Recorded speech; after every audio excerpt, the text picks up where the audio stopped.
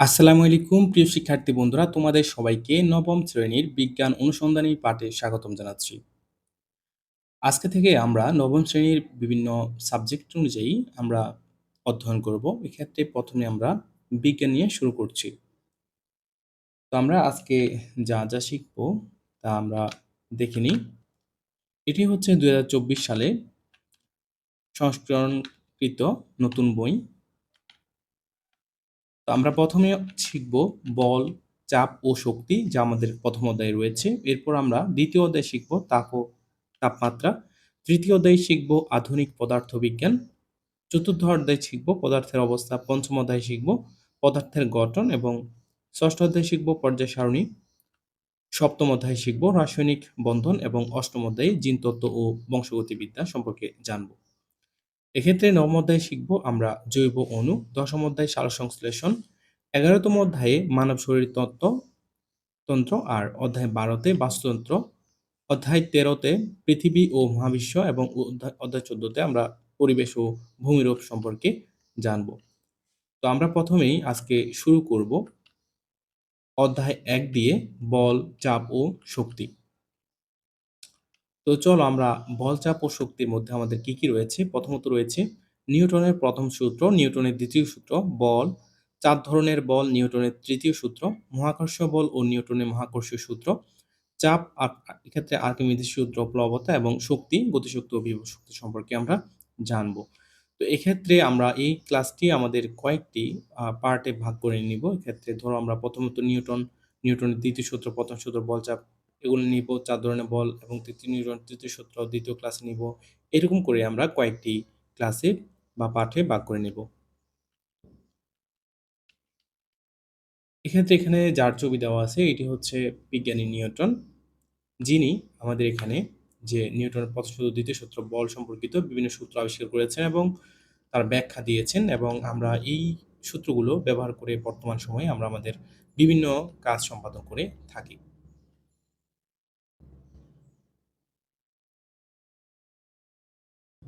এক্ষেত্রে এটি হচ্ছে আইজ্যাক নিউটন ছিলেন ব্রিটিশ একজন পদার্থবিজ্ঞান। প্রায় ৩০০ বছর আগে তিনি গতি, মহাকর্ষ, আলো ইত্যাদি অনেক বিষয়ে বিশাল অবদান রেখে গেছেন। এক্ষেত্রে তার একটি বই ফিলোসোফিয়া ন্যাচারালিস প্রিন্সিপিয়া ম্যাথমেটিকা। এক্ষেত্রে এটি হচ্ছে তার একটি বিখ্যাত বই। এই বইটি ল্যাটিন ভাষার লেখা ও যুগান্তকারী বইটি ম্যাথমেটিকা নামে পরিচিত। এটি সম্পর্কে তোমরা বিস্তারিত পরবর্তী ক্লাসসমূহে জানতে পারবে। তো আমরা এক্ষেত্রে প্রথমত আমরা নিউটনের প্রথম সূত্রের মাধ্যমে আমাদের মূল পাঠে চলে যাচ্ছি। নিউটনের প্রথম সূত্রটি অনেক সময় জড়তার সূত্র বলা হয়। এক্ষেত্রে একটি শব্দ আছে জড়তা। তোমরা অবশ্যই এগুলো নোট করবে। এক্ষেত্রে জড়তা এখানে দাগ দেবে। আমি হচ্ছে তোমাদেরকে বিস্তারিত ধরে সবকিছু বুঝিয়ে দেব। এক্ষেত্রে একটি শব্দ জড়তা। তোমরা এক্ষেত্রে আন্ডারলাইন করবে জড়তার সূত্র। বস্তুর উপর কোনো বল প্রয়োগ করা না হলে বস্তুটির গতি কেমন হবে, এই সূত্রটি সেই বিষয়টি ব্যাখ্যা করে। সূত্রটি জানার আগে আমাদের স্থিতি জড়তা এবং গতি জড়তা বলতে কি বোঝায় সেটি জানা দরকার। এখানে ২ টা শব্দ স্থিতি জড়তা এবং গতি জড়তা। এই ২ টি শব্দ আন্ডারলাইন করবে।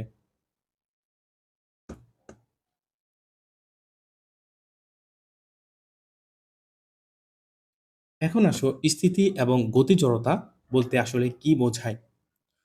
তোমরা যদি আমরা একটু জুম করে নিই।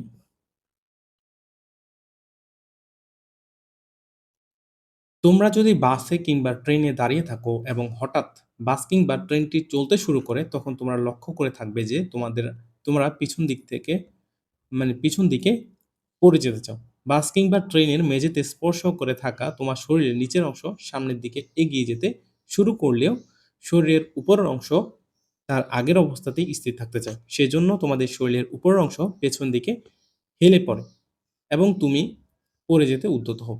বাস যখন স্থির অবস্থায় থাকে, স্থির হতে চায়, সেক্ষেত্রে হয় কি? সেক্ষেত্রে হচ্ছে তোমার পেছনের অংশটা হচ্ছে আ তোমার হচ্ছে আ বসা অবস্থায় যেটি বাস স্পর্শ করে আছে, সেটি পিছন দিকে চলে যাবে আর তুমি একটু সামনের দিকে হেলে পড়বে। যখন হচ্ছে বাস স্থির হবে। আচ্ছা, এক্ষেত্রে আরো একটি পরীক্ষার কথা বলা হয়েছে। একটি গ্লাসের উপর এক টুকরো শক্ত কাগজ বা কার্ডবোর্ডের উপর একটি মুদ্রা রেখে তুমি যদি টান দিয়ে কাগজটি সরিয়ে নাও, দেখবে মুদ্রাটি কাগজের সঙ্গে চলে না এসে গ্লাসের ভিতরেই পড়েছে। এক্ষেত্রে কি কাজটি হচ্ছে? এক্ষেত্রে যে অর্থাৎ কাজটি সরে গেলেও মুদ্রাটি তার আগের অবস্থায় থাকার চেষ্টা করছে। এই যে স্থির থাকা একটি বস্তু স্থির হয়েই থাকতে চায়, এই ঘটনাকে স্থির জড়তা। আচ্ছা, এখানে আমরা বুঝে যাচ্ছি, এখানে হচ্ছে যে তুমি এই হচ্ছে একটা পরীক্ষা। এখানে একটা গ্লাস যেটি পানি ভর্তি। এখন এটার উপরে একটা কার্ডবোর্ড রাখলা। কার্ডবোর্ডের উপরে একটা কয়েন রাখলা। টাকার কয়েন। এক্ষেত্রে যদি অতি দ্রুততার সাথে এই কার্ডবোর্ডটি টান দাও, সাথে কিন্তু এই যে কয়েনটা যাবে না। কয়েনটা নিচে পড়ে যাবে।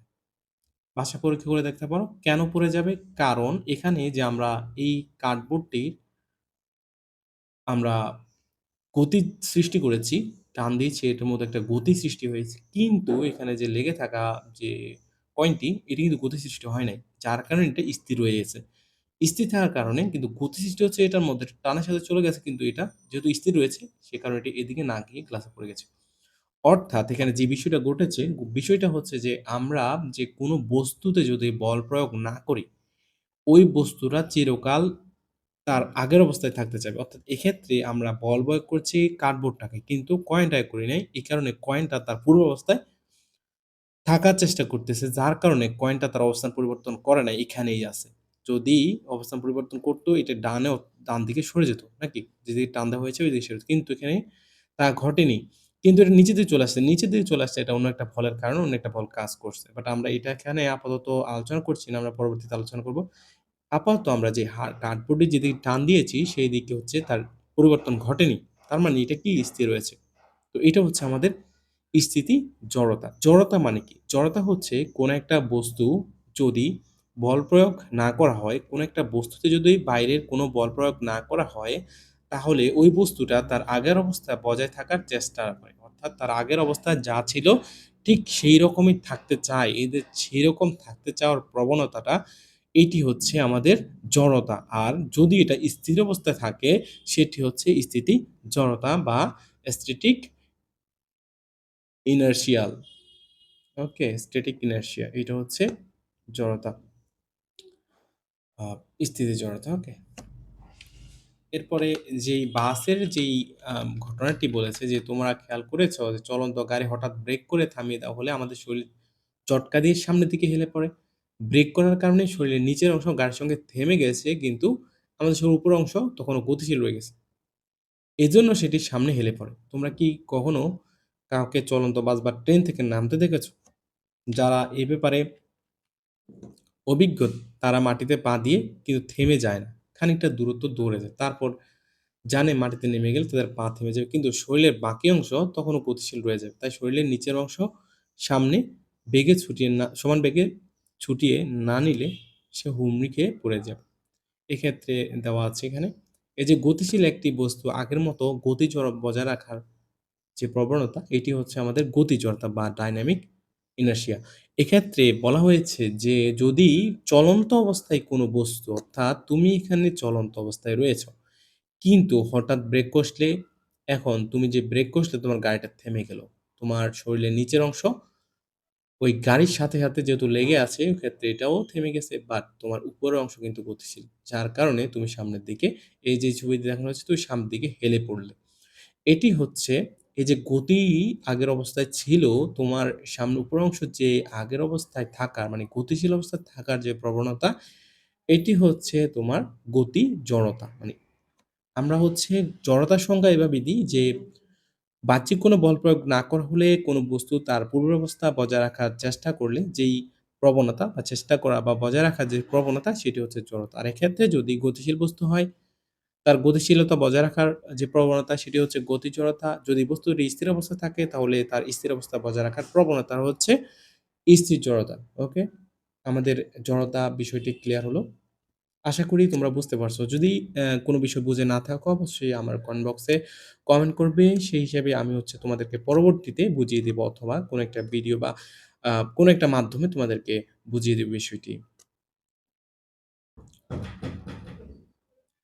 এবার আসুন নিউটনের ১ম সূত্র সঙ্গম ব্যাখ্যা। আমরা জড়তা সম্পর্কে জানলাম। এবার হচ্ছে নিউটনের ১ম সূত্র সম্পর্কে জানব। তো আমি হচ্ছে এক্ষেত্রে যে আ পড়ানোর ক্ষেত্রে যে রিডিং পড়াটি আছে, এটি হচ্ছে আমি আ তেমনভাবে পড়াচ্ছি না। বাট তোমরা হচ্ছে পড়ার সময় এটা একটু বুঝে পড়বে। আমি হচ্ছে মূল বিষয়টি হচ্ছে তোমাদেরকে আলোচনা করে বলে দেব।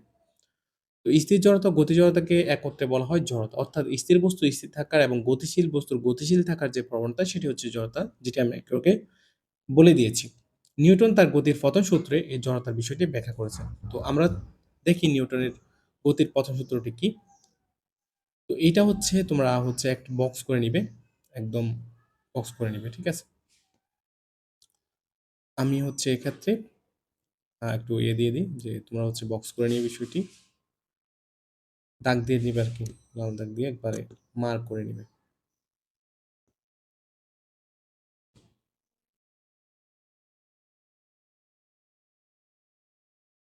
এখানে তারাও বক্স করে দিয়েছে। তো এটা একটু তোমরা দাগ দিয়ে দিবে। এক্ষেত্রে যাতে তোমরা পরবর্তীতে ইম্পোর্টেন্ট বিষয়গুলো বুঝতে পারো। তো এক্ষেত্রে আমাদের বলা হয়েছে যে বাইরে থেকে বা বাহ্যিক, আমি বাহ্যিক শব্দটি বলেছি যে বাইরে থেকে বল প্রয়োগ করা না হলে স্থির বস্তু স্থিরই থাকবে এবং সরল রেখায় সমবেগে চলমান বস্তু সরল রেখায় সমবেগে চলতে থাকবে। এটি একটি ক্রিটিক্যাল মনে হলেও যে আমি যে সংজ্ঞাটি বলেছি যে নিউটনের প্রথম সূত্র যে বাহ্যিক কোনো বল প্রয়োগ করা না হলে বল প্রয়োগ করা না হলে স্থির বস্তু চিরকাল স্থির থাকবে এবং গতিশীল বস্তু চিরকাল গতিশীল থাকবে এবং সমবেগে চলমান থাকবে। এইটি হচ্ছে নিউটনের প্রথম সূত্র। তোমরা হচ্ছে এই সংজ্ঞাটি মুখস্থ করে নিবে।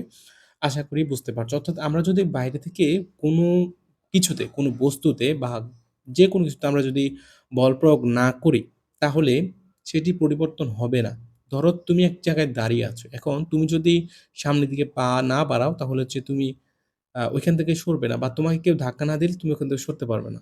বিষয়টা হচ্ছে এমন যে তুমি স্থির আছো, তুমি যতক্ষণ ইচ্ছা সারা জীবন যদি চাও স্থির থাকতে পারবে। ঠিক এটা হচ্ছে আমাদের নিউটনের আ প্রথম সূত্রের ব্যাখ্যা। এবং হচ্ছে চলমান বস্তু ধরো হচ্ছে এই যে গ্রহ নক্ষত্র, আমরা যে পৃথিবীতে আছি বা সূর্য এগুলো সম্পূর্ণ সবই গতিশীল। এই গতিশীল বস্তুগুলাতে যদি কোনো বাইরের কোনো বল প্রয়োগ না করা হয় তাহলে এগুলা সারা জীবন মানে অনন্তকাল ধরে এগুলা চলতে থাকবে। এই চলতে থাকবে এবং একটা সমবেগে তার বেগ হচ্ছে সমান থাকবে। এখানে যে সমবেগ বলা হয়েছে, সমবেগ মানে কি তার বেগটা সমান, কোনো পরিবর্তন হয় নাই। সময়ের সাথে তার দ্রুতির কোনো পরিবর্তন হয় নাই। এটা হচ্ছে সমবেগ। এই সূত্রটির প্রথম অংশটুকু নিয়ে আমাদের সমস্যা নেই। দৈনন্দিন জীবনে এটি আমরা সবসময় দেখে থাকি যে স্থির একটি বস্তুকে ধাক্কা না দিলে সেটি স্থির থাকে। নিচ থেকে নাড়াচাড়া করে না। তবে দৈনন্দিন অভিজ্ঞতা থেকে পরের অংশটুকু বুঝতে আমাদের একটু সমস্যা হতে পারে। কারণ গতিশীল কোনো বস্তুকেই আমরা অনন্তকাল চলতে দেখি না। এই সমস্যার উত্তর কিন্তু নিউটনের প্রথম সূত্রের শুরুতে দেওয়া আছে। এখানে বাইরে থেকে বল প্রয়োগ করার কথা বলা হয়েছে। এখানে বাইরে থেকে বল প্রয়োগ করার কথা বলা হয়েছে। এক্ষেত্রে তুমি যখনই কোনো একটা বস্তুকে গতিশীল করবে তখন ঘর্ষণ কিংবা বাতাসের বাধা ইত্যাদি বল গতির উল্টো দিকে কাজ করে গতিকে কমিয়ে দিবে। মহাশূন্যে বাতাস নেই বলে বাতাসের ঘর্ষণ নেই। তাই সেখানে যদি কোনো বস্তুকে ধাক্কা দিয়ে ছেড়ে দেওয়া যেত তাহলে সেটি অনন্তকাল ধরে একই বেগে চলতে থাকত।